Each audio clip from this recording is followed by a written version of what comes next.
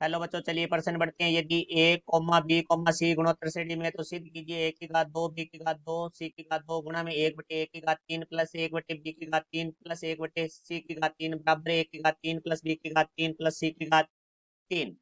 मुख्य अवधारणा, तो हमारा जो प्रश्न है वो गुणोत्तर श्रेणी से संबंधित है। तो देखो, सबसे पहले हम बात करेंगे गुणोत्तर श्रेणी के बारे में। तो देखो, गुणोत्तर श्रेणी में हमारे जो दो क्रमागत पदों का जो अनुपात है वो हमारा बराबर होता है। और ये हमारी जो गुणोत्तर श्रेणी है वो ए आर की घात दो के रूप में होती है।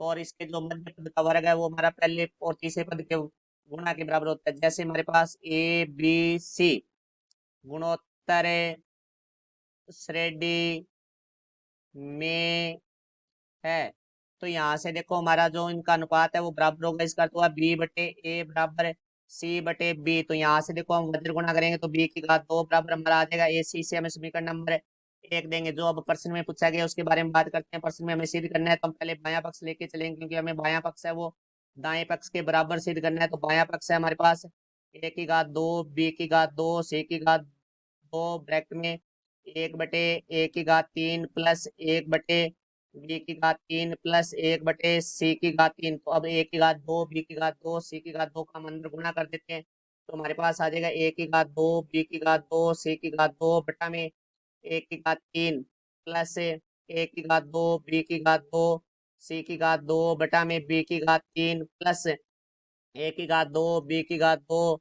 सी की घात दो बटा में सी की घात तीन।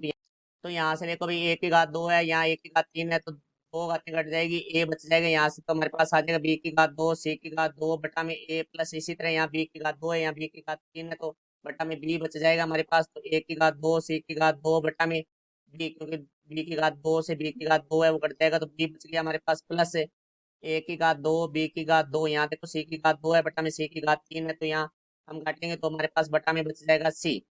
तो अब देखो यहाँ से हम बात करते हैं। तो समीकरण एक से बी की घात दो का मान है वो हमारे पास है ए सी। तो यहाँ ए सी गुणा सी की घात दो बटा में ए प्लस ए सी का मान समीकरण एक से हमारे बी की घात दो है, तो यहाँ बी की घात दो हो जाएगा, क्योंकि ए सी का मान है बी की घात दो, दोनों के वर्ग लगा हुआ है, तो ये बी की घात दो हो गया बटा में हमारे पास आ जाएगा बी प्लस ए की घात दो। समीकरण एक से बी की घात दो का मान है वो हमारे पास है ए सी बटा में सी। तो यहाँ देखो ए से ए हमारा कट गया, यहाँ सी से हमारा सी कट गया, तो यहाँ से हमारे पास आ जाएगा सी की घात दो गुणा सी की घात एक। चूंकि आधार समान है तो ए की घात एम गुणा ए की घात एन बराबर होता है हमारा ए की घात एम प्लस एन। तो यहाँ से देखो सी की घात हमारे पास तीन हो जाएगा प्लस बी की घात चार बटा में बी हो जाएगा प्लस ए की घात तीन हो जाएगा। तो यहाँ बी की घात चार है बटा में बी है, तो एक भी घात कम हो जाएगी, तो हमारे पास आ जाएगा सी की घात तीन प्लस बी की घात तीन प्लस ए की घात तीन।